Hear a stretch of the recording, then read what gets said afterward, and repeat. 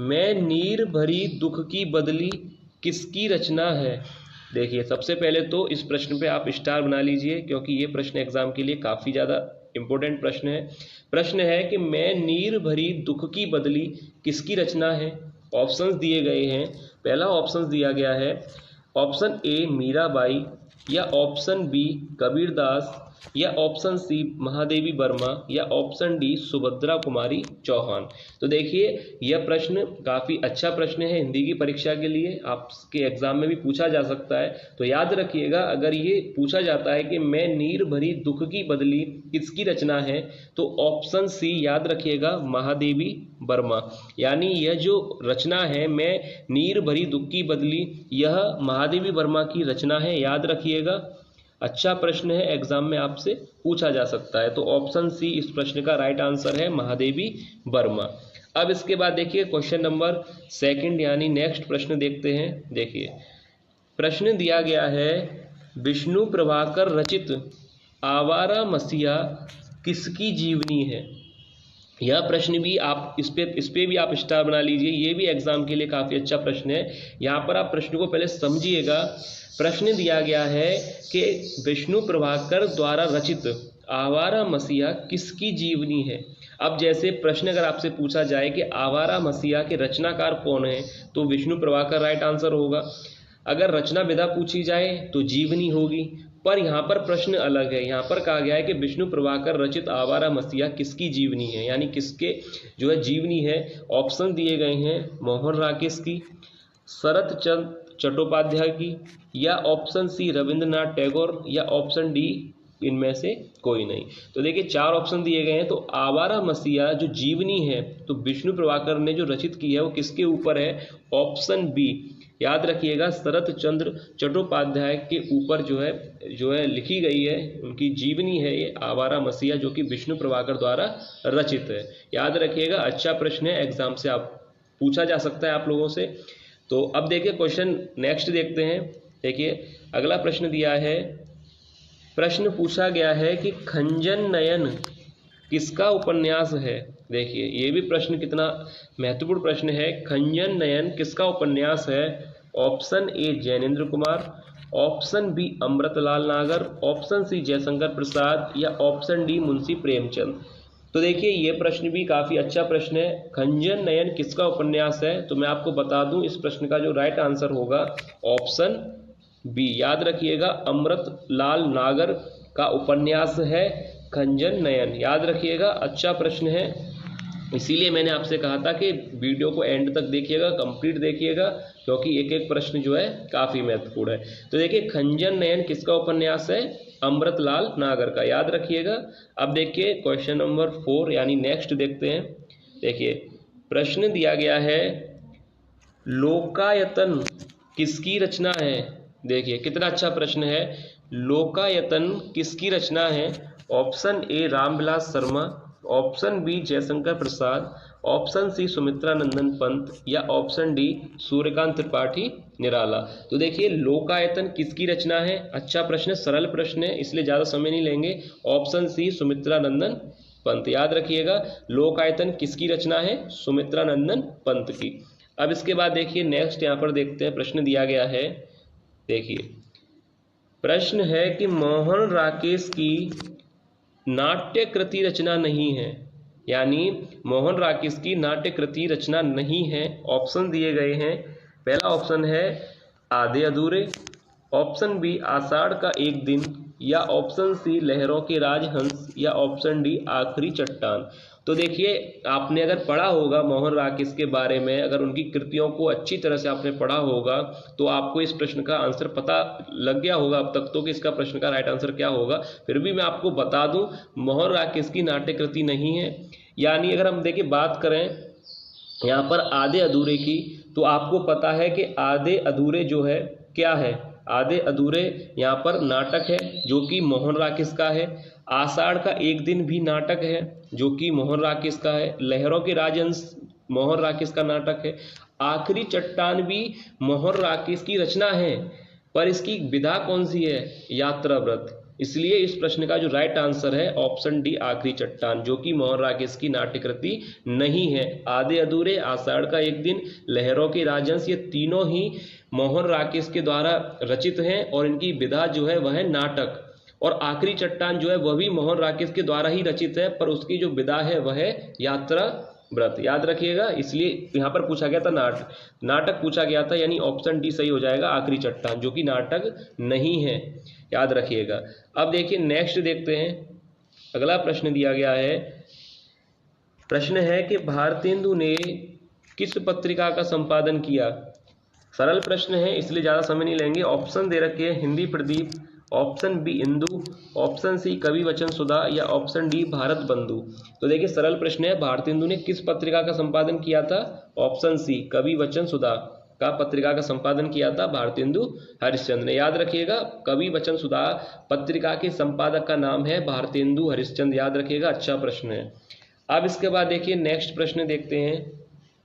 देखिए प्रश्न दिया गया है, प्रेमचंद के किस उपन्यास का पात्र सूरदास है। देखिए पहले इस प्रश्न पर भी आप जो है स्टार बना लीजिए, एग्जाम के लिए काफ़ी अच्छा प्रश्न है ये। प्रश्न है प्रेमचंद के किस उपन्यास का पात्र सूरदास है।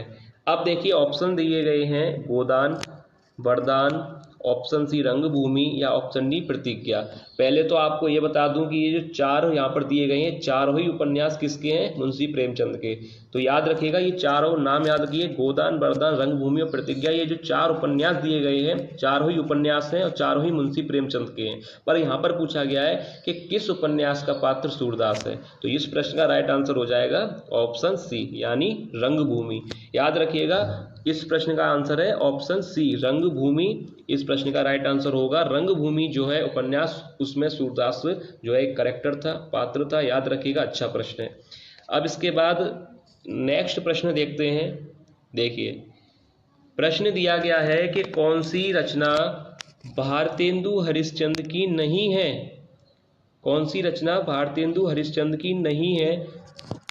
Option A Bharat Janani, option B Bharat Durdasha, option सी अंधेर नगरी या ऑप्शन डी अंधा युग। तो देखिए कौन सी रचना है जो भारतेंदु हरिश्चंद्र की नहीं है। तो यहाँ पर अगर बात करें, भारत जननी भारतेंदु हरिश्चंद्र की है, भारत दुर्दशा भी भारतेंदु हरिश्चंद्र की है, अंधेर नगरी की अगर यहाँ पर बात करें तो अंधेर नगरी भी जो है भारतेंदु हरिश्चंद्र की है। अंधा युग जो है धर्मवीर भारती है की जो है काव्य है। तो यहाँ पर इस प्रश्न का जो राइट आंसर हो जाएगा ऑप्शन डी अंधा युग, क्योंकि एक बार मैं फिर से आपको बता दूं इस प्रश्न का जो राइट आंसर है वह है ऑप्शन डी अंधा युग। क्यों? क्योंकि ये धर्मवीर भारती का काव्य है और बाकी जो यहाँ पर तीन दिए गए थे ये तीनों ही भारतेंदु हरिश्चंद्र की रचना है और तीनों ही जो है यहाँ पर भारतेंदु हरिश्चंद्र की रचनाएं हैं और यहाँ पर अंधा युग जो है वो धर्मवीर भारती की काव्य है। तो इसलिए इस प्रश्न का राइट आंसर हो जाएगा ऑप्शन डी अंधा युग। अब इसके बाद देखिए नेक्स्ट देखते हैं। देखिए अगला प्रश्न दिया गया है। देखिए प्रश्न दिया गया है कि चीड़ों पर चांदनी किसका यात्रा वृतांत है। चीड़ों पर चांदनी किसका यात्रा वृतांत है। Option A Nirmal Verma, option B Rahul Sankrityayan, option C Mohan Rakesh या ऑप्शन डी जयशंकर प्रसाद। तो देखिए ये प्रश्न अगर आपसे पूछा जाए तो याद रखिएगा पहला ही आंसर हो जाएगा निर्मल वर्मा, यानी चीड़ों पर चांदनी यात्रा वृतांत जो है निर्मल वर्मा का है, इसलिए ऑप्शन पहला सही है। याद रखिएगा निर्मल वर्मा इस प्रश्न का राइट आंसर होगा। अब इसके बाद देखिए नेक्स्ट प्रश्न देखते हैं। अगला दिया गया है प्रश्न। देखिए प्रश्न पूछा गया है कि पहल राजा किसकी प्रसिद्ध कृति है। पहल राजा किसकी प्रसिद्ध कृति है। ऑप्शन ए अमृतलाल नागर, ऑप्शन बी जगदीश चंद्र माथुर, ऑप्शन सी निर्मल वर्मा या ऑप्शन डी राहुल सांकृत्यायन। तो देखिए पहल राजा किसकी प्रसिद्ध कृति है। याद रखिएगा अगर ये भी प्रश्न एग्जाम में आपसे पूछा जाए पहल राजा किसकी प्रसिद्ध कृति है, यानी ऑप्शन बी जगदीश चंद्र माथुर इस प्रश्न का राइट आंसर होगा। जगदीश चंद्र माथुर याद रखिएगा पहल राजा किसकी कृति है, जगदीश चंद्र माथुर की, यानी ऑप्शन बी राइट होगा। अब इसके बाद देखिए नेक्स्ट प्रश्न दिया गया है।